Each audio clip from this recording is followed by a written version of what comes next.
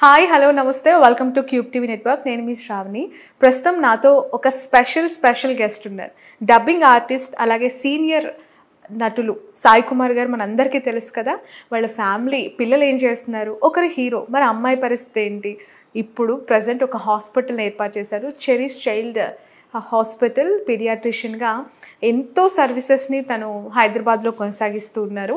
ఇప్పటి వరకు ఆది గారు సినిమాల ద్వారా, ఆడియో ఫంక్షన్స్ ద్వారా మనందరికీ కనిపిస్తూ ఉంటారు, మాట్లాడిస్తూ ఉంటారు. బట్ కూతురు జ్యోతిర్మయి ఏం చేస్తూ ఉంటారు, ఎలా ఉంటారు, తన ప్రొఫెషన్ ఏంటి, ఫ్యామిలీ అంతా ఇండస్ట్రీలో ఉంటే తను మాత్రం ఎందుకు హాస్పిటల్ ఏర్పాటు చేయాలి, డాక్టర్గా సేవలు అందించాలనుకున్నారు, ఇలాంటి అనేక విషయాలు అడిగి తెలుసుకుందాం. ప్రస్తుతం నాతో జ్యోతిర్మయి గారు ఉన్నారు. Let's talk with her. నమస్తే అండి. Thank you so much. I'm good. ఎలా ఉన్నారు? Yeah fine. సాయి కుమార్ గారు పరిచయం అక్కర్లేని పేరు. అలాగే ఫ్యామిలీ అందరూ అలానే ఎస్టాబ్లిష్ అయ్యారు. బట్ చాలామంది అంటారు డాక్టర్ అయిపోయి యాక్టర్ని అయ్యాను అంటారు. మీరు యాక్టర్ అయిపోయి డాక్టర్ అయ్యారు. రివర్స్. సో యా, చిన్నప్పటి నుంచి ఇంట్రెస్ట్ ఉంది చదువు అంటే. సో బట్ డెఫినెట్గా నేను పుట్టింది పెరిగింది అంతా ఒక యాక్టర్ ఫ్యామిలీలో. సో మా నాన్నమ్మ దగ్గర నుంచి పీపుల్ అందరూ ఇంటూ మూవీ ఫీల్డే. సో మా తాతగారు, నాన్నమ్మ, తర్వాత నాన్న, మా బాబాయిలు అండ్ మా అత్తలు సినిమాలో కాకపోయినా వన్ అత్త ఇస్ కర్ణాటిక్ మ్యూజిక్ నేర్పిస్తారు, ఇంకొక అత్త ఏమో Bharatanatyam teacher, classical. So classical dance. So అందరూ ఇంటూ ఆర్ట్స్. సో నాకు కూడా చిన్నప్పటి నుంచి ఈవెన్ ఐఎమ్ భరతనాట్యం డాన్సర్. ఇప్పుడు చెయ్యట్లేదు కానీ నేను అరంగేట్రం ఇచ్చి చాలా ప్రోగ్రామ్స్ అది ఇచ్చాను. సో మాకెప్పుడు మా డాడీ కళామ తల్లి అంటూ ఉంటారు. సో అలాగా ఒక ఆర్ట్ ఫామ్ అయితే ఉంది. అండ్ పుట్టి పెరిగిందంతా చెన్నైలో.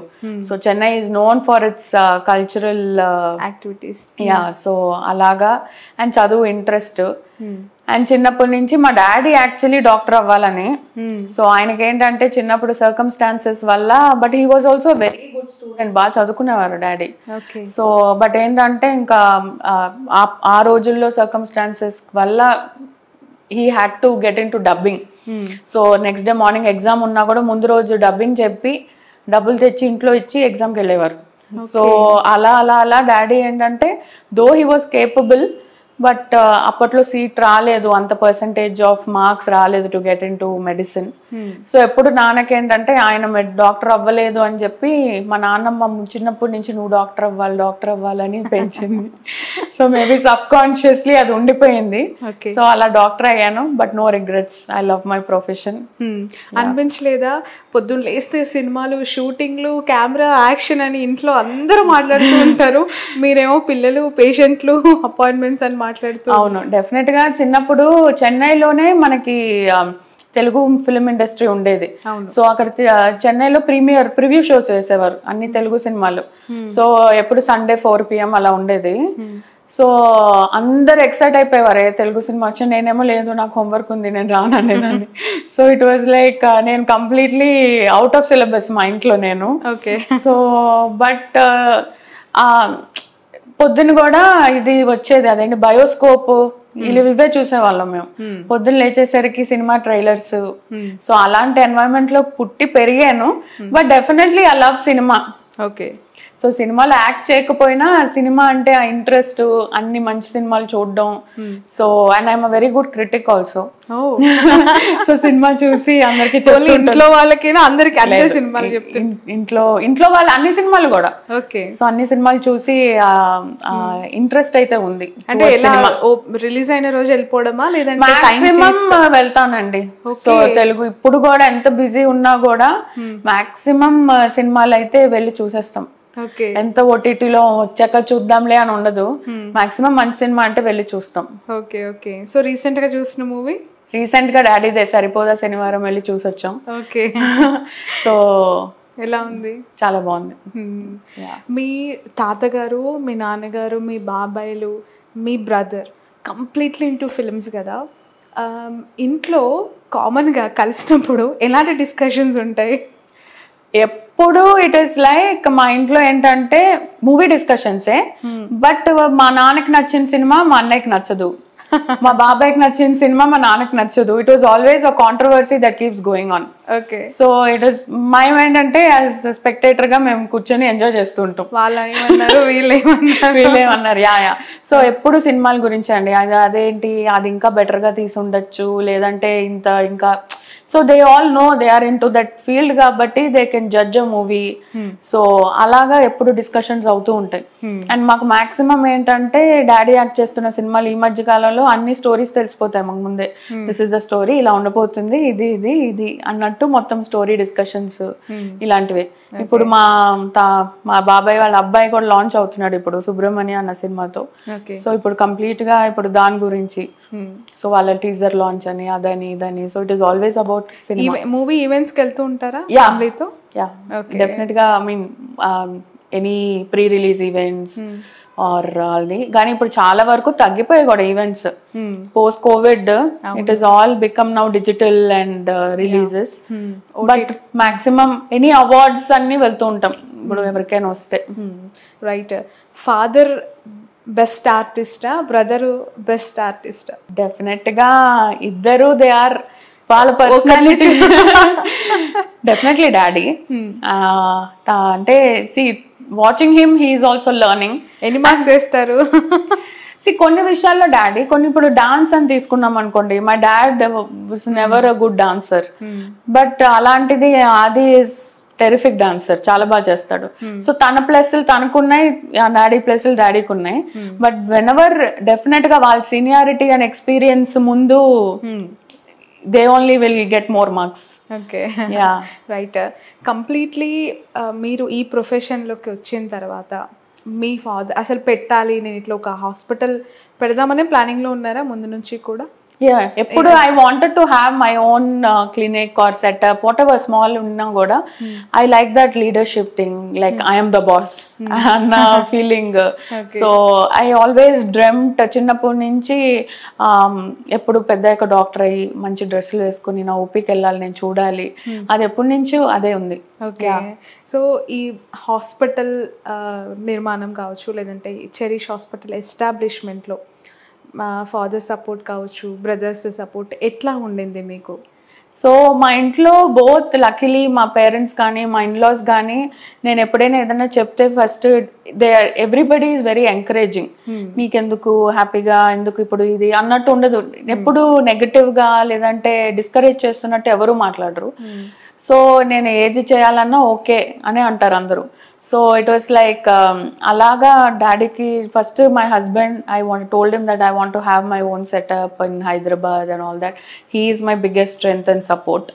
దాని తర్వాత డాడీకి చెప్పాను. సో డాడీస్ నాన్న చేయగలిసింది, I know calling the press and having a launch and all this, he supports me whenever I want any help. And my Anna is always there to support me, encouraging me. So it is like a very support system is very strong. Okay. Brother తో ఎలా ఉంటుంది మీ relation? అంటే I mean ఆ bonding especially చాలా తక్కువ సందర్భాలు, మీరు ఇటు చెరిష్ హాస్పిటల్ ఈ ఎస్టాబ్లిష్ అయిన తర్వాత బిజీ అయిపోయారు పేషెంట్స్ పిల్లలతో, అటు ఫ్యామిలీ కలిసే సందర్భాలు ఎట్లా ఉంటాయి? అంటే లక్కీగా because we live in the same city.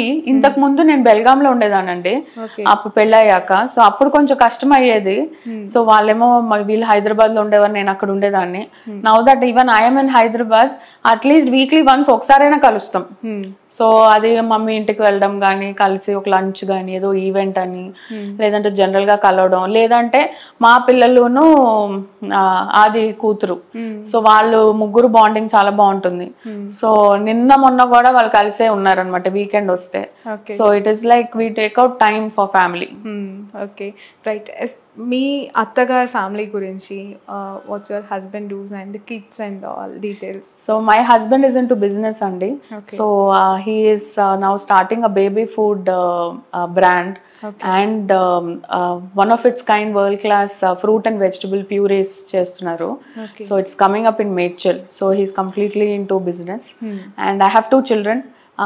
పాప ఒక బాబు. పాప ఏమో Aadyasri, she is 11 years old, 6th standard. బాబు 1st standard, ఇవాన్ వాడి పేరు. And my in laws are very very supportive. మా మావయ్య గారు వేణు గారు, సూర్యకుమారి మా అత్తయ్య గారు. సో వాళ్ళు బెల్గాంలో ఉంటారు.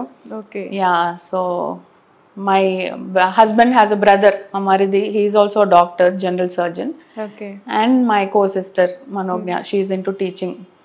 Yeah, so completely family attachments అనేవి అలానే కంటిన్యూ చేస్తూ ప్రొఫెషన్స్ లో ఎవరికి వాళ్ళు ముందుకెళ్తూ ఉంటారు.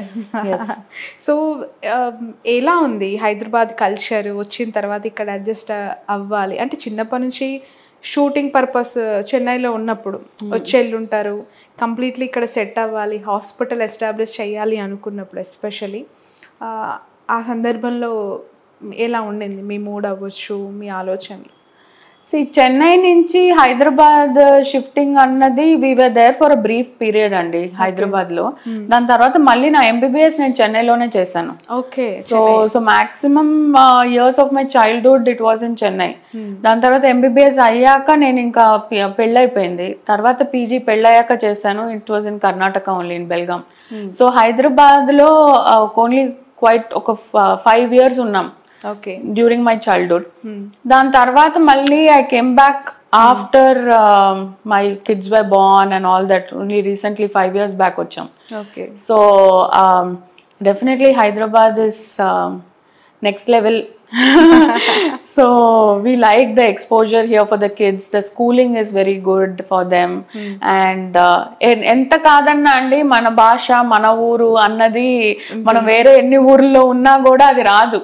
Though I lived maximum number of years in Chennai and I did my PG in Karnataka, ఇక్కడికి వచ్చి ఇక్కడ ఓపీలో కూర్చొని ఆ తెలుగులో మాట్లాడుతుంటే అమ్మాయి అనిపిస్తుంది. సో డెఫినెట్లీ ఆ భాష మన ఊరు తెలియకుండా మనకు ఆ ధైర్యం ఉంటుంది. అండ్ చుట్టూ మన చుట్టాలు ఉన్నారు, అందరూ ఉన్నారు అన్న ఇది ఉంటుంది. సో డెఫినెట్లీ హైదరాబాద్ ఆ రకంగా. And also it's a beautiful city. So పిల్లలకు కానీ పెద్దవాళ్ళకి కానీ ఎంటర్టైన్మెంట్ కి అసలు కొరవలేదు. So it is like very good. We're happy to settle down in Hyderabad.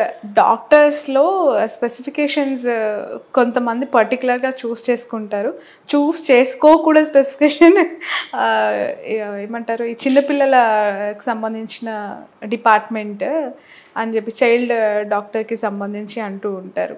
So మీరెందుకు ఎస్పెషలీ చిల్డ్రన్ హాస్పిటల్ ఎస్టాబ్లిష్ చేయాలి?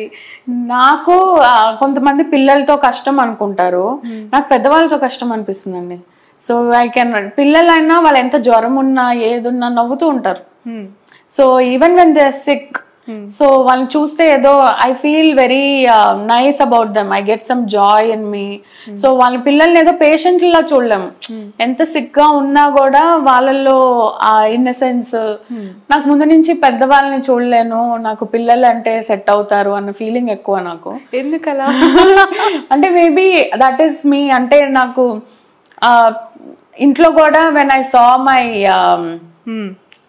ఇప్పుడు అమ్మమ్మ గాని వేరే పెద్దవాళ్ళని చూసినా, సో వాళ్ళని చూస్తే ఒక రకమైన భయము, ఒక రకమైన బెంగ ఉండేది. So when it comes to children it was different. So అందుకే నాకు పీడియాట్రిక్స్ పిల్లల్ని చూడడం ఈజీ అనిపించింది. Okay, maybe I have that connect with them. Okay, so తాత, తండ్రి, బ్రదర్, 3 generations ఇప్పుడు కంప్లీట్లీ ఇండస్ట్రీలో ఉన్నాయి. వాళ్ళ గురించి జ్యోతిర్మయ్య గారి మాటల్లో ఫస్ట్ తాతగారి గురించి, ఆయన dubbing artist into movies and completely industry. ఆ కాలంలో అసలు చాలా కష్టాలు పడి నిలదొక్కుని చాలా చిన్న చిన్న పేమెంట్స్తో ఫ్యామిలీస్ని రన్ చేసుకుని ఆర్థికంగా ఇబ్బందులు పడుతూ కూడా ఇదే ఫీల్డ్లో కంటిన్యూ అయిన వాళ్ళు. సో మీకు తెలిసిన కొన్ని విషయాలు, ఎందుకంటే చాలామందికి సాయి కుమార్ గారు తెలుసు, ఆయన ఫ్యామిలీ డీటెయిల్స్ తెలుసు, కానీ ఇంటర్నల్ ఇష్యూస్ లైక్ అండ్ ఆ పేరు రావటానికి పడిన కష్టాలు అనేది ఎప్పుడు ఎక్స్పోజ్ చేయలేదు. సాయి కుమార్ గారు మీడియా ముందుకు వచ్చి ఎప్పుడు మాట్లాడిన సందర్భం కూడా ఉండదు. బట్ అంత వెల్ సెటిల్ ఫ్యామిలీ నుంచి రాలేదు అనేది అయితే అందరికీ తెలుసు. సో ఇప్పుడు సందర్భం వచ్చింది కాబట్టి నేను మిమ్మల్ని అడుగుతున్నాను. So definitely the struggle is real. So be it any profession, ఇప్పుడు nothing is easy.